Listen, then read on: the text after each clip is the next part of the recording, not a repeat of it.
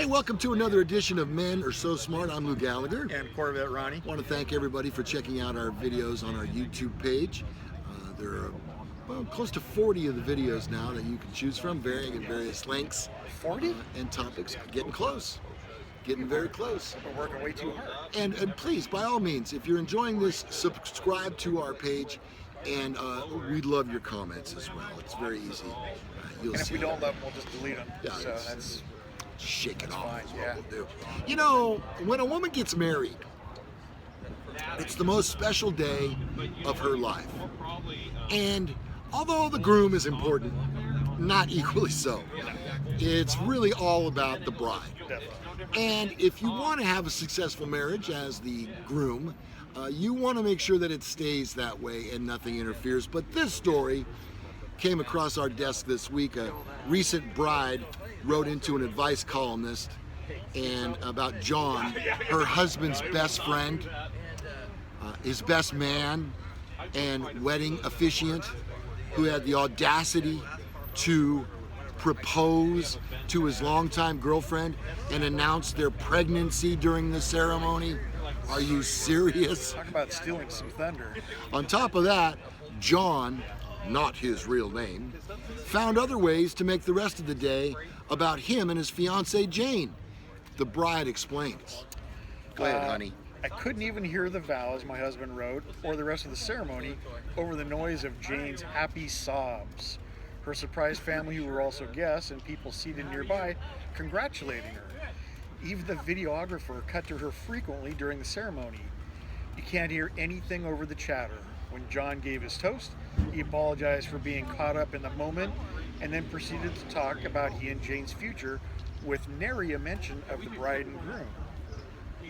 During the reception, John and Jane became the primary focus of the guests, and John even went out of his way to ask the band to play a special dance for them.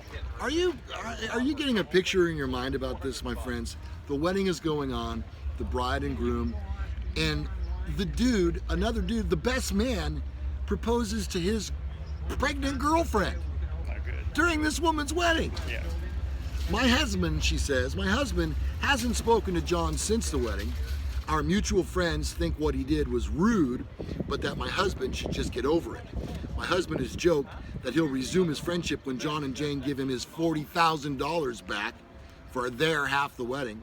You think John's behavior warrants the end of a long-term friendship, or are we angry over nothing? Well, dear Prudence, who is the advice column, she was firmly on the couple side, but didn't think it was worth throwing away a long-term friendship without at least having a conversation with John.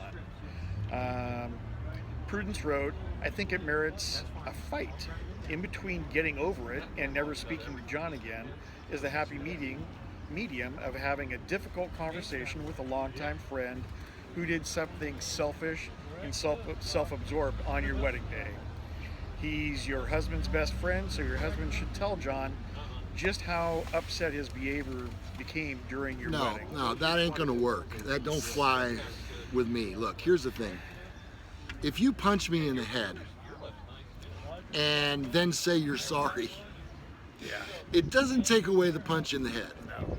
So, you know, I had a friend who, when I got married the first time, Are you talking about me? no, okay. no, this was way before we were married. I had a friend who snuck up to the hotel room where my new wife and I will be spending the night before traveling on to Hawaii, snuck up to the room and was making out with a girl in the bathtub. Wow. In the bathtub. Yeah. I'm okay with the rest of it. Yeah, In I the know. bathtub, That's awkward. you gotta Yeah. draw the line somewhere. Seriously. You know, I mean, that's like, it's so rude. Well, I'll tell you, having been on that kind of side of it, we went into a friend's hotel room and took out all the light bulbs. We put saran wrap over the toilet seat. Seems to me we did something else. Oh, we short sheeted the bed. Of course you did. Yes, but the I think the light bulbs was the biggest inconvenience for them. Yeah.